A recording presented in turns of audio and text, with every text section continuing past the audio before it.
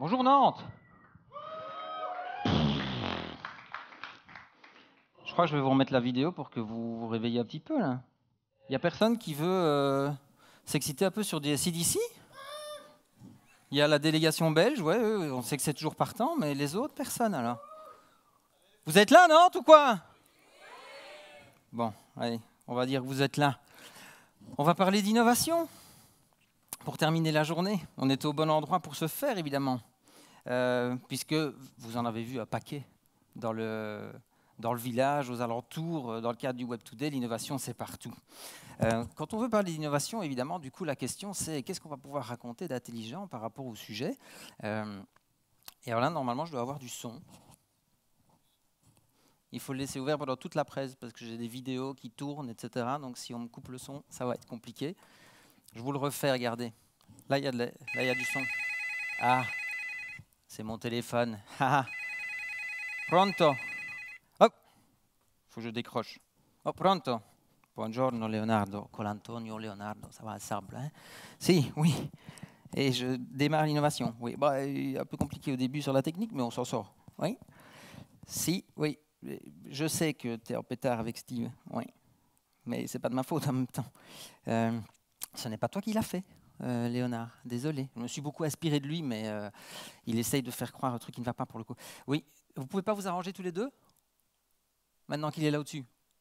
Moi, avant une vingtaine d'années, j'arrive pas. Ok. Si. Parole. Pardon. Voilà, je coupe pour ne pas que ça ressonne, mais évidemment, quand on parle d'innovation, Léonard de Vinci est un élément d'inspiration très important. Et vous allez voir que je vais en parler à plusieurs reprises dans cette conférence, parce que j'ai été beaucoup puisé de l'inspiration chez lui.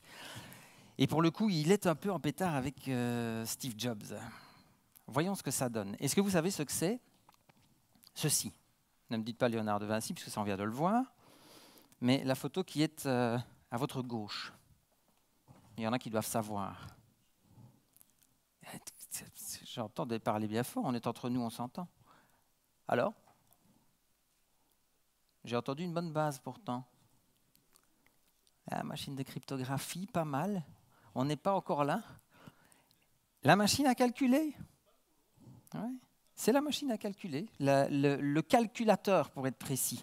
On est au XVe siècle et Léonard de Vinci a l'idée, sur papier, du calculateur. C'est-à-dire qu'il imagine les plans d'une machine mécanique qui, par une succession de poulies sur lesquelles on pousserait, réaliserait des opérations mathématiques, addition et soustraction. Pas de chance pour lui, il décède avant de pouvoir tester son produit ou le concrétiser. Donc pour le coup, ce n'est pas lui qui a innové. On doit attendre la fin du XVIIe siècle, enfin le milieu du XVIIe siècle, avec Blaise Pascal que vous voyez derrière moi, et qui, lui, sur base des plans de Léonard, va mettre au point le calculateur. Donc là, vous avez une des premières moutures, avec les dizaines de mille centaines, dizaines de nombres, et en actionnant les poulies, opération mathématique qui s'effectuait. Bien.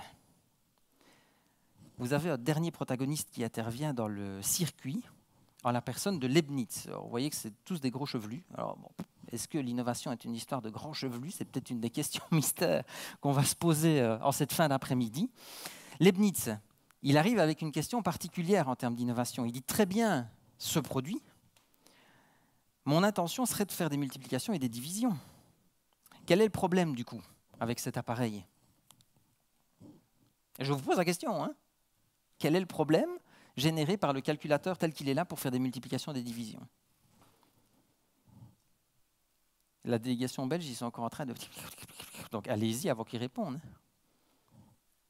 Pas d'idée? J'en avais pas non plus avant de préparer cette conférence, hein, donc je vous rassure, si vous coincez, je coinçais aussi. En fait, Leibniz, il se dit mécaniquement, je vais être confronté à un grand problème. C'est que la division doit gérer des nombres infiniment petits, la multiplication doit gérer des nombres infiniment grands. Et du coup, mécaniquement, ça coince. Nous sommes en 1679, et Leibniz, pour contourner ce problème, met au point ça. Qu'est-ce que c'est? Ça, vous connaissez. Le langage binaire. 1679. On doit attendre presque 250 ans pour avoir les premiers microprocesseurs qui vont donner naissance à la révolution informatique, à l'essor du langage binaire, au lancement des machines électroniques nomades, dont l'iPhone en 2007, et bam, vous voyez pourquoi Léonard est en pétard avec Steve Jobs. Parce que lui dit à la base, c'est moi qui ai eu l'idée. Qu'est-ce que ça nous apprend, ce simple exemple, sur l'innovation? 3 choses qu'on peut déjà se dire, dont on va parler tout au long de notre échange de ce soir. En premier lieu, l'innovation, c'est systématiquement un rapport entre l'être humain et la technologie. Toujours. Ce n'est pas le premier élément, mais ça en fait partie. Deuxième chose, c'est que l'innovation, ça prend du temps. Je vais vous en reparler dans une minute. C'est souvent une relation au temps assez particulière, l'innovation. Et 3, c'est que pour innover, ça suppose de travailler en réseau. Alors ici, vous avez eu mes 3 grands chevelus, mais parfois, c'est les équipes avec lesquelles vous travaillez, c'est les partenaires que vous trouvez qui vont vous permettre d'innover. Relation au temps dans l'innovation, qui se souvient, on va voir si on a les mêmes références, qui se souvient de ceci? Levez un peu la main que je vois. Ouais, il y en a qui l'ont eu, le radiocassette. Je ne parle pas de la coupe de cheveux, hein, mullet style. Il y en a qui ont eu le radiocassette, peut-être pas rose, hein, mais on envie quand même ce monsieur du radiocassette rose qui a donné naissance au Walkman. Là, on doit être encore plus nombreux, vraisemblablement, à l'avoir eu en main à un moment. Et puis, vous avez eu le fameux Discman. Alors, moi, je n'ai pas eu celui-là. J'aurais bien aimé, une espèce de sponsorisé par Volkswagen, probablement, une sorte de Beetle avant l'heure, qui nous a amené à l'iPod, etc., etc., etc. Tout ceci, ce sont des exemples d'innovation, où progressivement, on a fait évoluer les choses. Et donc, relation au temps, si on veut innover, on peut partir de choses qui existaient déjà pour se dire qu'est-ce qu'on peut, de manière incrémentale, apporter à l'innovation. À côté de ça, on a les innovations plus dites de rupture, où on vient bousculer quelque chose qui existait ou pas en ayant de nouvelles idées. Exemple, qui se souvient du hoverboard de Retour vers le futur? Ok. J'ai donné une conférence sur l'innovation à Atlanta il y a 3 semaines, et je pose la question, et la moitié n'a pas levé la main. Alors, je ne sais pas s'ils l'ont fait pour me blaguer, pour rire, ou si vraiment ils n'avaient pas vu ce film, auquel cas il faut absolument qu'ils le regardent. Hoverboard, anticipé en 1985 dans Retour vers le futur, enfin quoique c'était le 2, donc c'était quelle année pour les gros fans? C'est 87 le 2, je crois, hein, quelque chose comme ça, c'était dans ces eaux-là. Et vous avez la version qui a été financée par la communauté, crowdfundée, de ArcSpax, la société qui avait mis au point Endo, qui sont des petits systèmes d'aéroglisseurs qui vont permettre de donner naissance au hoverboard tel qu'on l'a tous rêvé quand on était enfant. Rapport au temps, on regarde derrière, on regarde devant. Je vais y revenir quand on parle d'innovation. Qu'est-ce qui fait que c'est moi qui vous parle de ça aujourd'hui? J'interviens en entreprise comme criminologue. Ce sont les études que j'ai faites et c'est le diplôme que j'ai obtenu en Belgique, vous l'entendez vraisemblablement à l'accent. Et ce qui m'intéresse, c'est de voir comment on crée les conditions favorables, humainement parlant, pour permettre des démarches d'innovation. Donc moi, je ne suis pas du tout un technicien de l'innovation. Ce que je viens partager avec vous, c'est dans les entreprises qui innovent, celles que vous connaissez, j'ai pris quelques exemples un peu plus tard, jusqu'aux entreprises avec lesquelles je travaille, qu'elles soient toutes petites, moyennes ou grandes, quand il y a des démarches d'innovation, quand il y a des logiques d'innovation, quels sont ce qu'on appelle les grands invariants? Qu'est-ce qui revient tout le temps? Et j'ai schématisé ça en 3 temps forts. Si vous voulez activer, entretenir ou doper une démarche d'innovation, il y a 3 temps fondamentaux que vous pouvez chercher à respecter. La démarche en 3 temps. Chacun commence par T, parce que j'aime bien essayer de me faciliter les choses en termes de mémorisation. Le premier temps d'une démarche d'innovation, c'est ce qu'on appelle la transgression. La transgression, c'est fondamentalement une démarche humaine. Je rencontre beaucoup d'entreprises qui, au départ d'une démarche, d'un souhait d'innover, disent « nous, on n'a pas la capacité à innover. Il nous faut des budgets, il nous faut des ressources matérielles, il nous faut tout un tas de trucs. » C'est de la connerie. Pour démarrer une démarche d'innovation, il faut d'abord qu'on hack notre propre façon de penser. Exemple. Il devrait y avoir du son. Pourquoi est-ce de que nouveau. Là, tu peux répondre. Pour vous grandir? Non. Merci d'avoir joué, monsieur. Je monte sur mon bureau pour ne pas oublier qu'on doit s'obliger sans cesse à tout regarder sous un angle différent.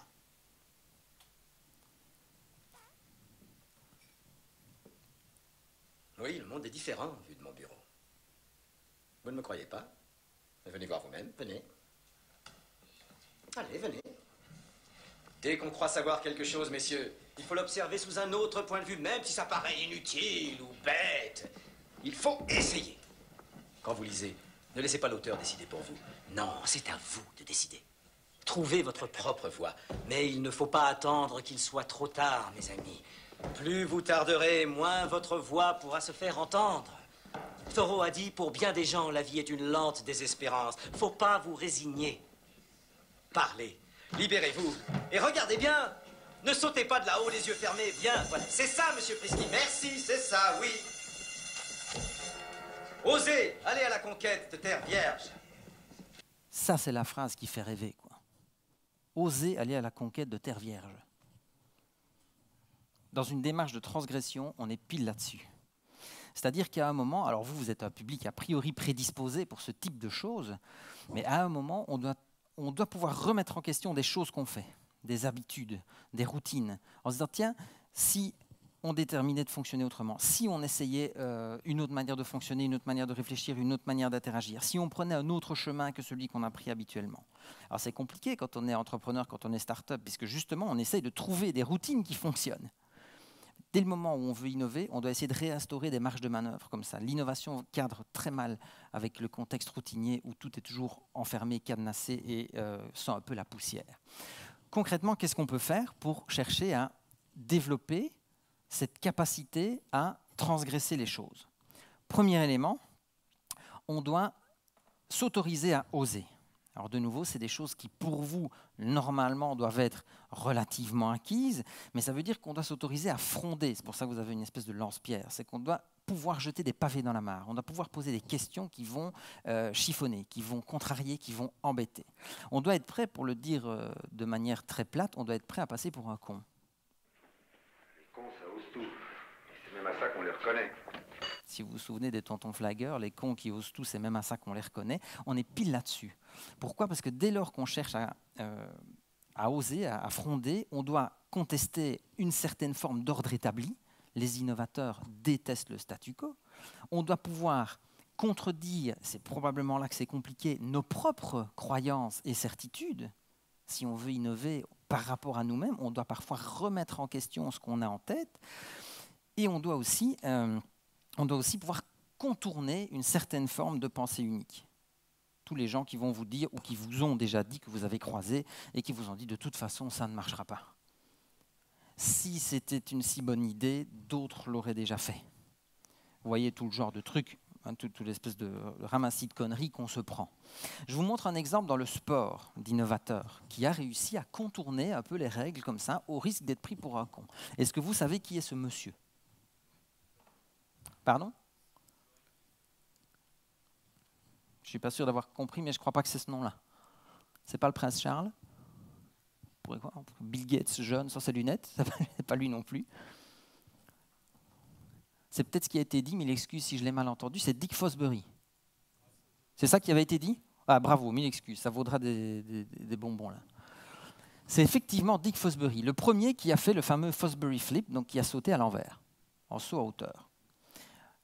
Regardez, vous trouvez ça sur YouTube évidemment, c'est la vidéo de son saut. Il y a un mec du jury là, en bas à droite de la vidéo vers la fin, essayez de regarder la tête de ce bonhomme-là quand Fosbury a fait son saut transgressif. Valentin Gavrilov from the Soviet Union failed at his attempt of 2.22 meters, while Fosbury and his US teammate Edward Carruthers cleared their way to a jump-off. The bar sat at 2.24. Carruthers failed, and Fosbury took his new style of high jump over the bar and into the history books. Fosbury had won his goal. Vous allez le voir au ralenti. Within a few years, the Fosbury flop had become the standard method of jumping in this great Olympic sport. Regardez le bonhomme. Oui. Il a la bouche ouverte. Et comme ça, je vais essayer de faire une capture d'écran. Ils ne savent pas quoi faire avec ce qui vient de se passer. Pourquoi ? Parce que dans cette première phase qui est la transgression et le fait d'oser, il vient de se passer un truc inattendu. Et on ne sait pas ce qu'on va faire avec. Donc on ne savait pas si son saut allait être validé tout de suite. Est-ce que c'est bien correct ? Est-ce que c'est dans le règlement ? Est-ce qu'on peut sauter comme ça ? Voilà. Si vous êtes dans des démarches de ce type-là, vous êtes vraisemblablement câblé pour, à un moment, être sur le point d'innover. De manière un peu plus polie, vous avez Jeff Bezos, le fondateur d'Amazon, qui vous dit il faut être prêt à être incompris si on veut innover. Ça, c'est le fait d'oser dans la partie transgression. De quoi est-ce qu'on a besoin d'autre? Je ne vous prends que des exemples que vous connaissez. Vous allez peut-être me dire c'est des trucs qu'on sait depuis des années. Mais ce qui est intéressant, c'est que du coup, on a du recul là-dessus. Pour les jeunes pépites qui innovent pour le moment, vous les avez dehors, vous pouvez aller discuter avec elles. Moi, j'ai pris des exemples sur lesquels on peut, je dirais, avoir un recul. En tout cas, dans une démarche un peu scientifique comme celle que j'essaie d'avoir, c'est intéressant de regarder les Amazon, les Apple, Google, etc. Je vais vous en parler. Deuxième élément dans la transgression, c'est le fait d'investiguer. Ça, s'il y a bien un mot qu'un criminologue aime bien, c'est l'investigation. Beaucoup de gens qui entreprennent une démarche d'innovation imaginent que ça va se faire tout seul. C'est un peu comme la créativité, si vous voulez, où les gens se disent finalement, on l'a ou on l'a pas. Il y a des jours avec, il y a des jours sans. On fait ça en fonction du vent, quoi. Innover, c'est, si vous voulez, la circonstance inattendue. C'est le truc qui arrive par bonheur, mais qu'on n'espérait pas, quoi. Ce n'est pas vraiment le cas. En fait, l'innovation, elle peut se travailler si on ose tester d'autres chemins et si en même temps, on accepte de creuser dans les détails. Léonard, je vous en ai parlé, il disait que dans son approche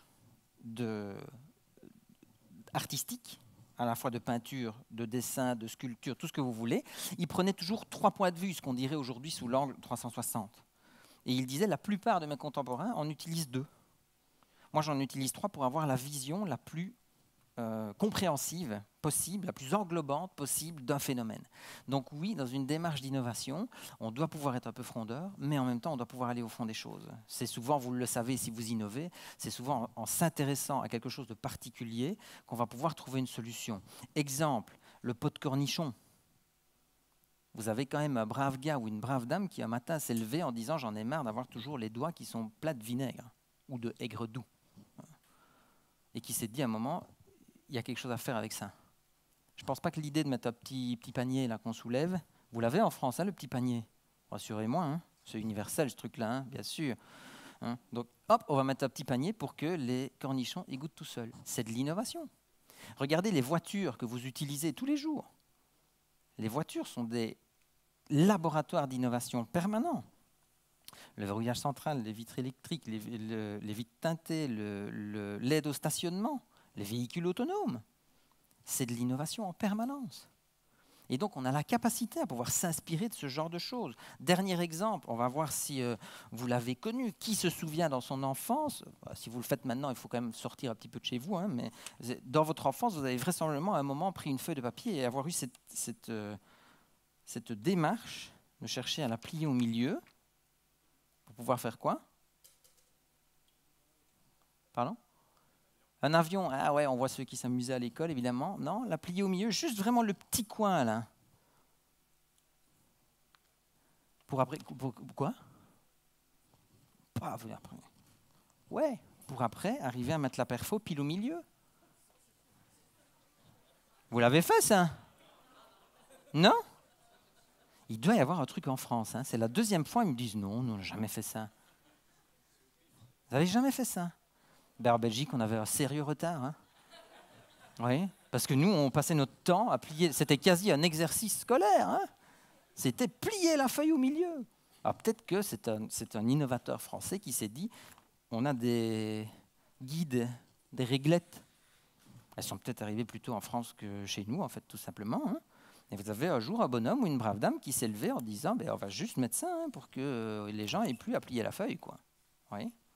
Ça, c'est de l'innovation. Alors, vous attendiez peut-être, je suis dans la phase de transgression. Certains d'entre vous se disent peut-être, ouais, mais moi, innover, j'imaginais que c'est qu'il allait nous dire qui allait être le prochain Facebook, qui allait inventer finalement le fameux, qui allait mettre au point le fameux iPhone killer. L'innovation, elle est partout. On n'est pas nécessairement obligé d'imaginer que pour innover, on doit viser l'innovation avec un grand I. Et c'est un des objets de mes interventions en entreprise, c'est de faire comprendre aux gens que l'innovation, elle est à peu près partout, au détour d'un carrefour, à la machine à café, même dans le service comptable d'une entreprise. On peut innover dans la manière dont on fait les choses. Et donc, vous avez toutes et tous la capacité, si vous êtes dans le cas des entrepreneurs, start-upers qui sont ici, vous le savez, l'innovation, à un moment, c'est un problème qu'on cherche à résoudre et qu'on a identifié et sur lequel on passe plus de temps que les autres. Si on cherche à s'inspirer d'entreprises dont le modèle économique, le modèle même d'existence a été fondé sur la transgression, de nouveau, je vous prends des exemples que vous connaissez, mais ça vaut la peine de creuser. Vous pouvez regarder des modèles comme Uber et Airbnb. Uber, qui selon les cas sont plébiscités à mort, et selon les cas sont interdits par la législation. Pourquoi? Parce qu'ils flirtent avec une espèce de ligne floue, là, hein, et puis bon, ça remet en question tout un tas de trucs. Ils innovent par la transgression. Airbnb, pareil. Le jour où ils se sont dit, nous, on pense qu'il y a peut-être pas besoin d'hôtel, il y a des tas de chambres partout dans le monde qui sont inoccupées, qu'on peut mettre à disposition via une app, en connectant les gens et en postulant qu'ils sont de bonne foi, c'est de la transgression. C'est réinterpréter des choses qu'on connaît déjà. OK pour ce premier axe? Transgression. Donc, parfois, les soirées comme celles que nous allons avoir, avec le type de breuvage que nous allons consommer, surtout vous, parce que moi je ne bois que de l'eau, mais certains d'entre vous certainement consomment des types de breuvages qui aident à la transgression après. Vous voyez? On voit tout à fait les choses différemment. Je ne vous incite évidemment pas à en consommer avec excès. Deuxième grand temps, il ne suffit pas d'avoir les idées. À un moment, on doit les tester. J'allais dire les exécuter, mais ce n'est même pas encore ça, c'est chercher à les valider. Est-ce que ce qu'on a en tête peut fonctionner? Deuxième grande phase d'innovation. Exemple. Si mes calculs sont exacts, lorsque ce petit bolide atteindra 88 miles à l'heure, attends-toi à voir quelque chose qui décoiffe.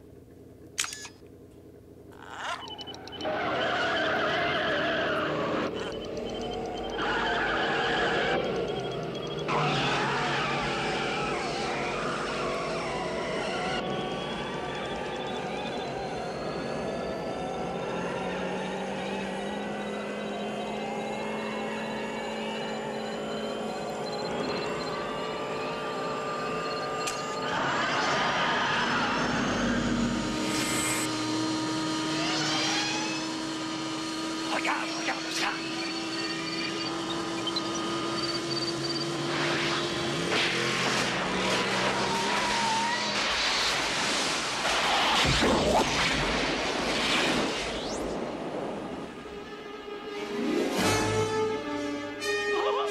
Oh, qu'est-ce que je t'avais dit?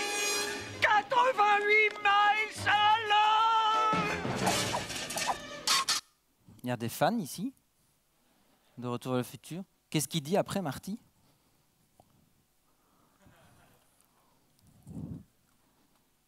Il dit, mais vous êtes malade, vous avez désintégré Einstein. C'était le chien, hein? Einstein.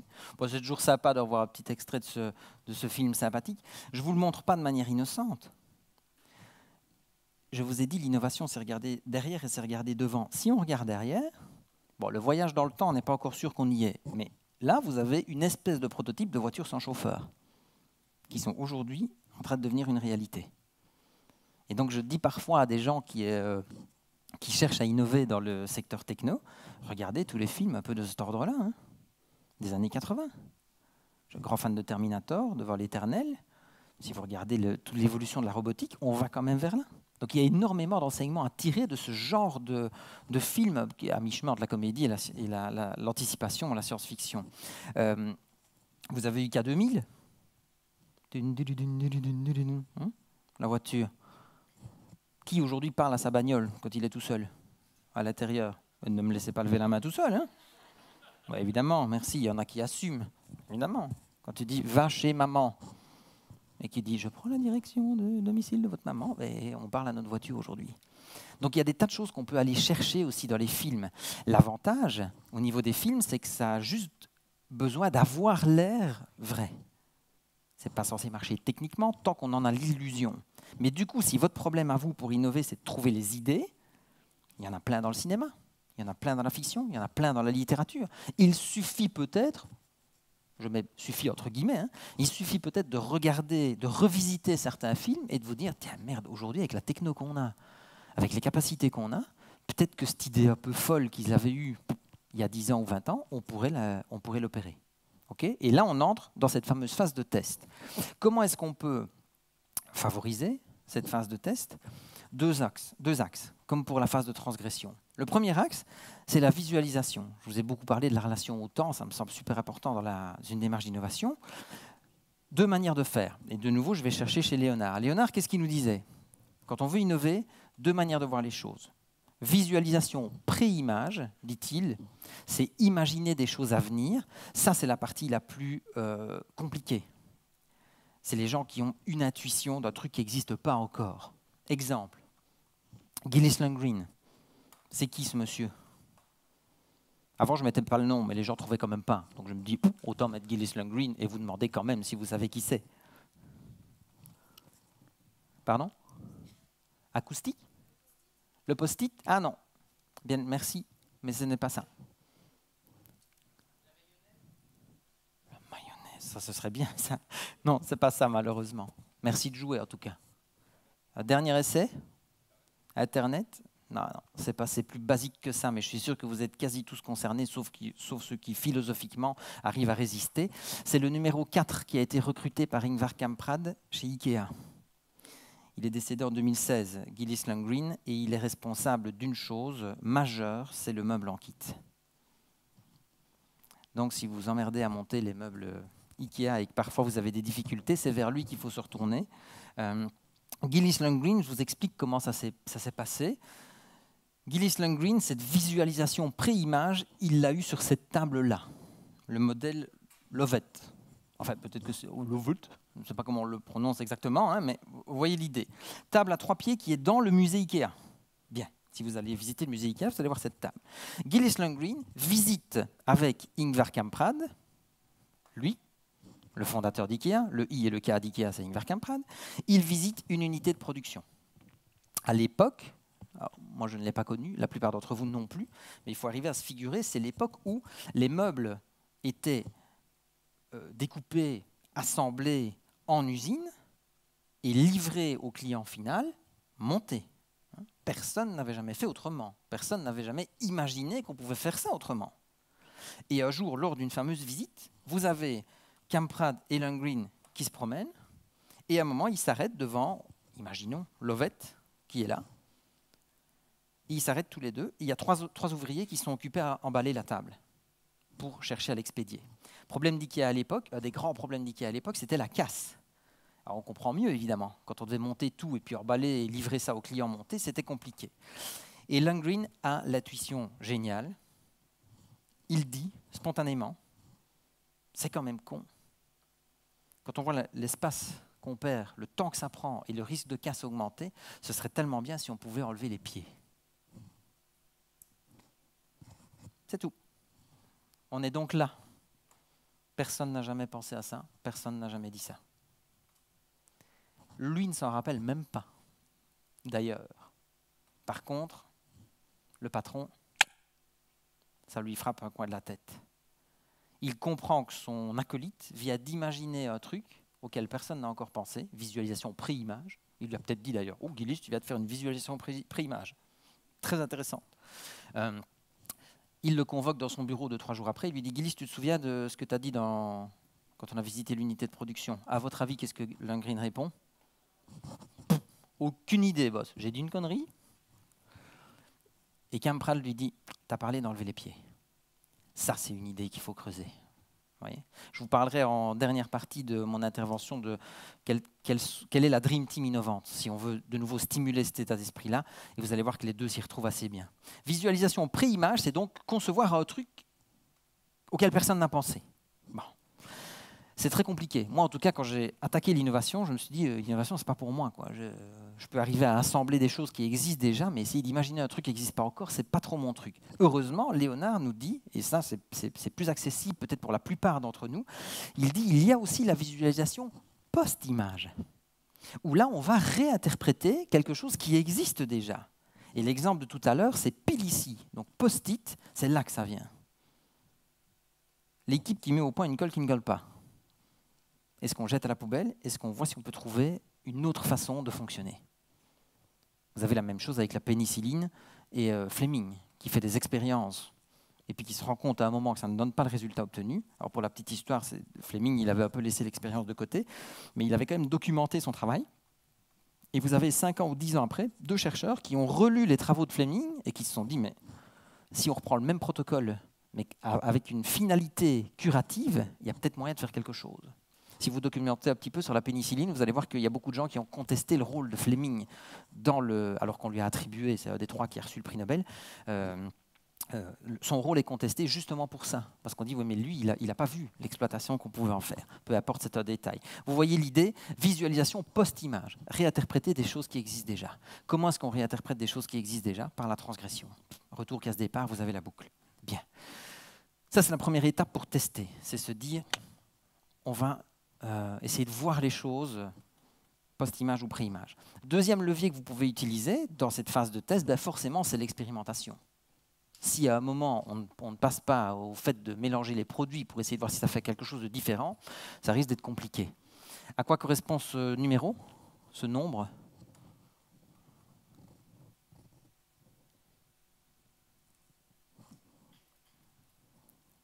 Je reprends les copies à la fin. Non, hein, vous n'êtes pas noté, donc vous pouvez même dire des conneries, on est entre nous.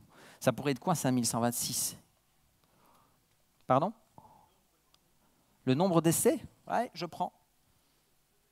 Yes, exactement. James Dyson, avant de mettre au point le fameux aspirateur sans sac, a effectué 5126 prototypes avant que le 5127e fonctionne. Ah ouais, quand même. Hein.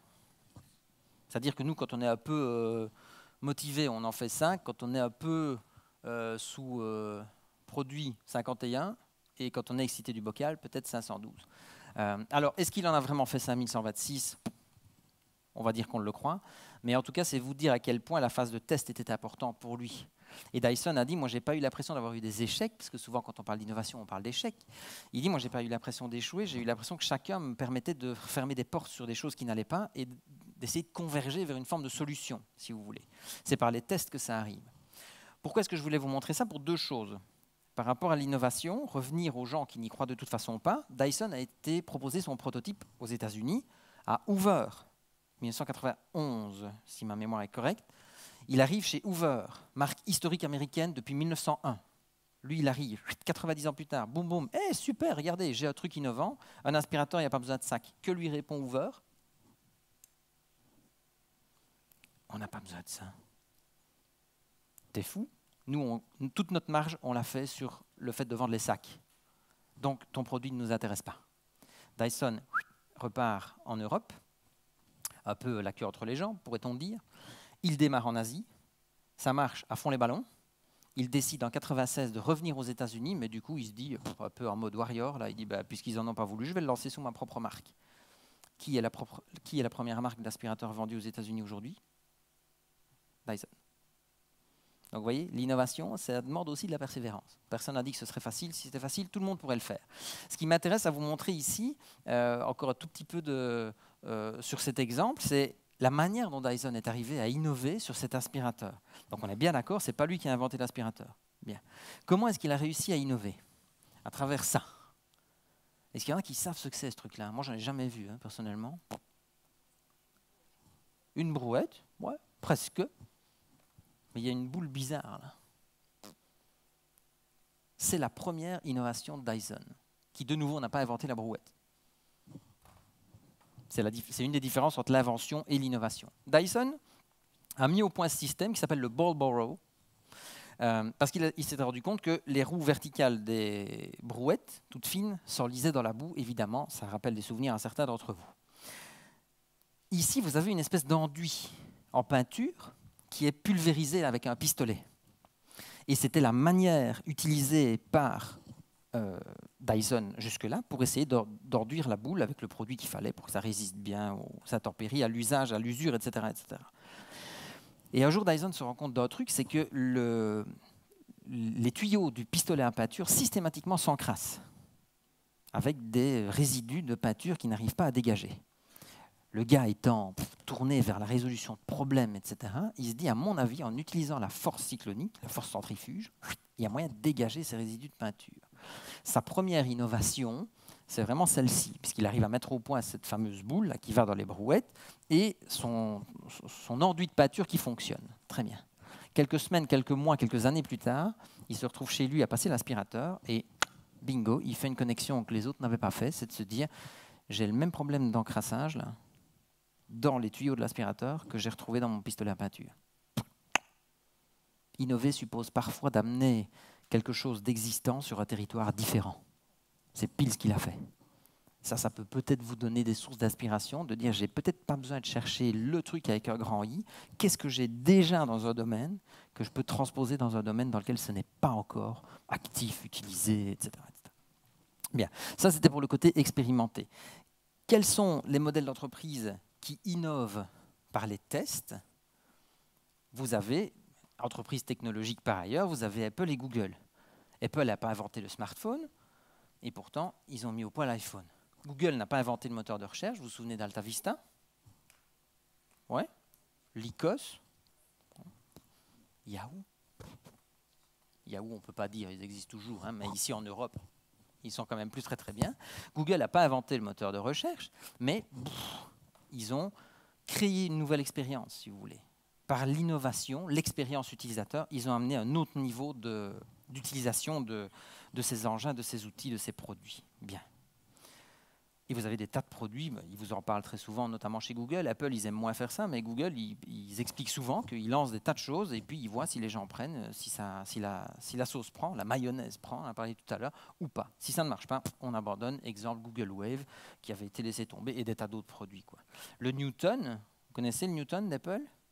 Une espèce de pré-iPad lancé dans les années 80 ou PDA, assistant personnel, voilà, ça a été un échec. Il a été recyclé à un moment parce qu'ils n'ont pas lâché l'affaire, ils ont voulu tester pour voir si à un moment ça pouvait refonctionner. Deuxième temps, les tests. Troisième temps, la transmission. Fondamentalement, il n'y a pas d'innovation si elle ne se diffuse pas au sein du public, que ce soit vos collaborateurs, vos partenaires d'aventure, vos clients. Une innovation a nécessairement vocation à être massivement diffusée, sinon ça ne vaut pas. Hein? Comment est-ce que la transmission peut se matérialiser dans un film? C'est le plus vieux dans les exemples, ça doit être le plus pourri en termes d'images que j'ai retrouvé. J'espère que vous arriverez quand même à voir quelque chose. C'est un de mes films cultes aussi, j'espère que vous allez voir la vidéo qui suit. Ils viennent du nom de la rose? Parce que ça, c'est déjà plus loin. Faites un peu voir si on est nombreux. Ah ouais, quand même, quoi. Aux États-Unis, 1 sur 2 à peu près qui lève la main. Bon. C'est Sean Connery, évidemment, qui sait où sont les livres. C'était James Bond d'avant. Donc, bien entendu, qui sait. Pour illustrer la transmission, je n'ai pas trouvé meilleur exemple. Pourquoi? Parce que lui, alors il ne sait pas encore, mais il a forcément l'intuition de se dire probablement qu'il y a autre chose que de l'air là-dedans. Mais ce qui l'intéresse, c'est quoi? C'est que lui fasse le raisonnement. Et lui arrive à trouver par lui-même l'idée. Donc l'intention de la transmission, c'est vraiment ça. C'est se dire à un moment, l'innovation, ça doit être une culture. C'est quelque chose qu'on doit essayer de stimuler. Bon. 2 éléments peuvent nous y aider. Le premier, comprendre qu'on doit naviguer. C'est un phare au milieu de la tempête. Parce que parfois, j'ai des gens qui me disent que cette image-là n'était pas super claire. C'est mon ami Sylvain, pourtant, qui fait des dessins que j'aime beaucoup. C'est donc un phare au milieu de la tempête. Naviguer, c'est ça. Pourquoi? Parce que quand on veut innover, on est systématiquement confronté à ces espèces de boules de billard qui s'entrechoquent tout le temps. On a, nous, nos idées. On a les idées de nos collaborateurs, des gens à qui on demande un avis, des clients à qui on veut s'adresser. Et donc, on est tout le temps pris entre le fait de devoir essayer de trouver un fil à tout ça. Alors de nouveau, dans l'entrepreneuriat et les startups, on connaît l'importance de l'expérience utilisateur et on a 2 pionniers innovateurs qui nous aident pour enfoncer le clou là-dessus. Je ne vous l'ai pas dit, j'ai aucune prétention à vous apprendre quoi que ce soit, c'est des choses que vous avez déjà probablement compris, expérimenté et tout. J'essaie juste peut-être de mettre des mots pour vous aider à pousser plus loin votre démarche, ou l'accélérer, ou la relancer, dites ça comme vous voulez. Mais tout ce qui est dit, vous le savez, au moins intuitivement, vous le sentez. Jeff Bezos, de nouveau, pour Amazon, qu'est-ce qu'il vous dit? Tant qu'on fait attention à la concurrence, on ne peut pas être vraiment innovant. Parce qu'on est toujours sur un coup d'attente. On doit se demander ce que vont faire les autres pour savoir ce que nous, on va faire. Il dit, tandis que si on est attentif aux clients, on peut, du coup, être pionnier. Et c'est ce que Steve Jobs nous disait pour Apple aussi. Et ça, je trouve que c'est intéressant par rapport à ceux d'entre vous qui sont sur le côté technologique de l'innovation. Je rencontre parfois des entrepreneurs ou des startups qui me disent « Nous, on est en train de mettre au point ça ». Je dis « Ok, ça va servir à quoi pour les gens ?» Je dis souvent pour les gens, hein, pour les clients en général. Pour les gens, ça va servir à quoi? On n'en sait encore rien, mais techniquement, ça va être génial. Ok, pourquoi pas?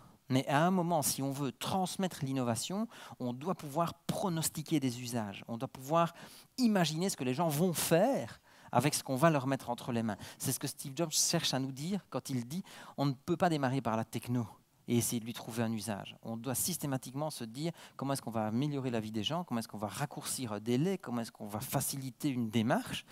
Et la technologie est un moyen, pas une fin en soi. Et ça, c'est de la navigation. Vous voyez, on doit essayer de se calibrer un peu entre tout ça. Deuxième élément, c'est la négociation. Il faut négocier avec différents caractères quand on parle d'innovation, différents profils, différentes façons de penser. Et c'est là que je voudrais vous parler, c'est presque la fin de la conf, je suis dans le tempo. Je voudrais vous présenter les 3 profils majeurs qui constituent une Dream Team innovante. Selon moi, en toute simplicité et humilité, c'est ceux que j'ai vus à chaque fois dans des entreprises chez qui l'innovation fonctionne. Premier profil dont on a besoin quand on veut innover, notre ami Phoebe Buffay. Si vous avez regardé la série Friends, vous savez qui c'est. Si vous ne savez pas qui c'est Gillis Lundgren. Donc c'est la personne qui systématiquement va générer toutes les idées tordues. Son métier s'arrête là. Ça veut dire qu'il est possible, peut-être certains d'entre vous, si vous travaillez dans des organisations, dans des boîtes petites, moyennes ou grandes, que c'est Monique ou Marcel que vous avez mis dans le placard.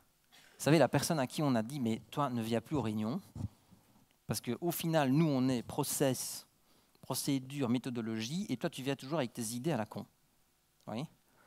Mais si on veut innover, il faut rappeler cette personne-là, en lui disant « viens peu redire ce que tu disais avant, peut-être qu'il y a quelque chose qu'on va pouvoir utiliser ». Premier profil, on a besoin du créatif, enthousiaste illuminé, le créatif, celui qui va générer les idées. Alors parfois, il arrive à combiner avec le deuxième profil que je veux vous montrer, mais c'est quand même assez rare, souvent on a besoin du tandem. Le deuxième profil pour innover, on a besoin de quelqu'un qui va partir à la guerre, quoi. On a besoin de l'équivalent, ça c'est la version moderne, mais on a besoin d'Indiana Jones, quoi. Vous voyez ? On a toujours besoin de Jennifer, hein, mais on a besoin d'Indiana Jones aussi.